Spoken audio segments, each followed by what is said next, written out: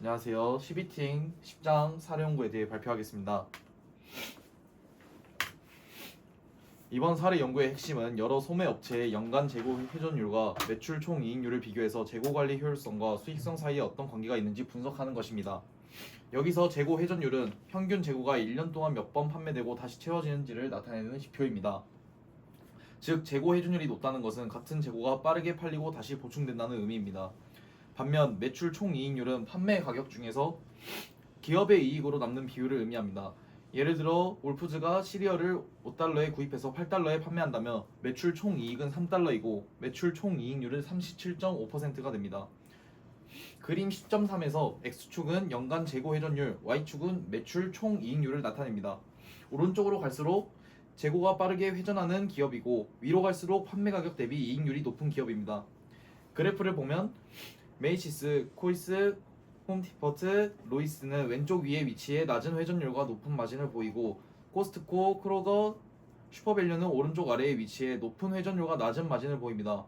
올푸즈는 오른쪽 위에 위치해 높은 회전율과 높은 마진을 동시에 보이고 에이스 하드웨어는 왼쪽 아래에 위치해 낮은 회전율과 낮은 마진을 동시에 보입니다.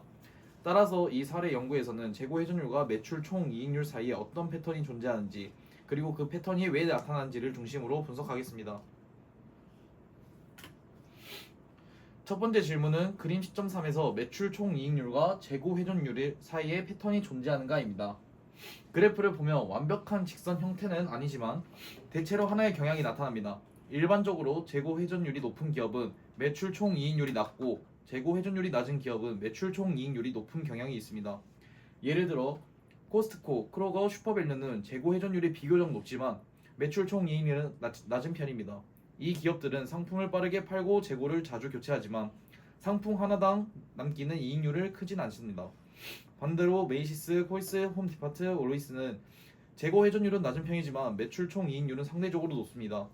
이 기업들은 재고가 빠르게 팔리지는 않지만 상품 하나를 팔 때 더 높은 이익률을 확보하는 구조라고 볼 수 있습니다.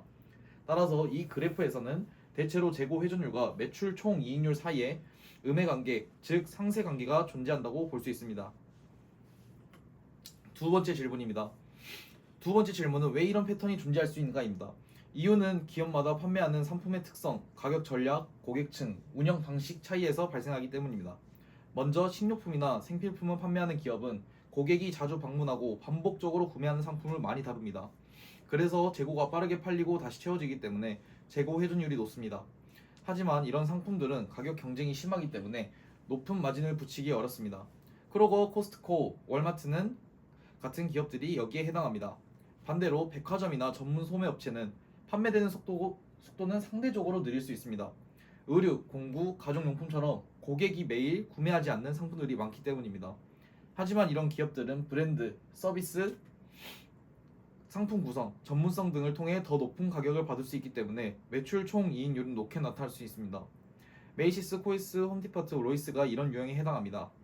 결국 이 그래프는 소매업체가 크게 두 가지 전략을 선택할 수 있음을 보여줍니다. 하나는 낮은 마진으로 많이 판매하는 고회전, 저마진 전략이고 다른 하나는 판매 속도는 느리지만 상품당 이익률을 높이는 저회전, 고마진 전략입니다. 따라서 재고 회전율이 높다고 무조건 좋은 것도 아니고 매출 총 이익률이 높다고 무조건 좋은 것도 아닙니다. 중요한 것은 기업의 상품 특성과 고객층에 맞는 적절한 전략을 선택하는 것입니다. 다음으로 에이스 하드웨어의 위치와 개선 방향에 대해 살펴보겠습니다. 에이스 하드웨어는 그래프에서 왼쪽 아래에 위치합니다. 이 위치는 재고 회전율도 낮고 매출 총이익률도 낮다는 뜻입니다. 재고 회전율이 낮다는 것은 재고가 빠르게 팔리지 않고 오래 머문다는 의미입니다. 이는 재고 유지 비용이 증가하고 자본이 재고에 묶일 가능성이 높다는 점에 부정적입니다. 또한 매출 총이익률이 낮다는 것은 상품을 판매하더라도 판매 가격 대비 남는 이익이 작다는 의미입니다. 즉 에이스 하드웨어는 재고도 느리게 팔리고 팔리더라도 높은 이익을 남기지 못하는 구조에 있다고 볼 수 있습니다. 다른 기업들과 비교하면 이 위치는 상당히 불리합니다. 예를 들어 코스트코는 마진은 낮지만 재고 회전율이 높고 메이시스는 회전율이 낮지만 마진이 높습니다. 그런데 에이스 하드웨어는 두 지표가 모두 낮기 때문에 재고 효율성과 수익성을 동시에 개선해야 하는 상황입니다. 이로써 에이스 하드웨어가 이익을 더 내기 위해서는 크게 두 가지 방향이 필요합니다. 하나는 재고 회전율을 높이는 것, 다른 하나는 매출 총이익률을 높이는 것입니다. 먼저 재고 회전율을 높이기 위해서는 잘 팔리지 않는 저회전 품목을 줄여야 합니다. 오래 보관되는 상품은 재고 부담을 키우기 때문에 판매 데이터를 분석해서 수요가 낮은 품목은 축소하고 자주 팔리는 생활수리용품이나 소모품 중심으로 재고를 구성할 필요가 있습니다. 또한 지역별, 계절별 수요 예측을 강화해야 합니다. 에이스 하드웨어는 지역 밀착형 매장 성격이 강하기 때문에 지역 고객이 자주 찾는 상품을 중심으로 재고를 운영하면 재고 회전율을 높일 수 있습니다. 다음으로 매출 총 이익률을 높이기 위해서는 단순히 가격을 올리는 방식보다 고객이 더 높은 가격을 지불할 이유를 만들어야 합니다. 예를 들어 자체 브랜드 상품, 전문 공구, 수리용품처럼 마진이 높은 상품을 확대할 수 있습니다. 또한 설치 지원, 열쇠 복사, 간단 수리 서비스 같은 전문 서비스를 제공하면 단순 가격 경쟁에서 벗어날 수 있습니다. 고객은 단순히 물건만 사는 것이 아니라 문제 해결 서비스를 함께 받는다고 느끼기 때문에 더 높은 가격을 받아도 설득력이 생깁니다.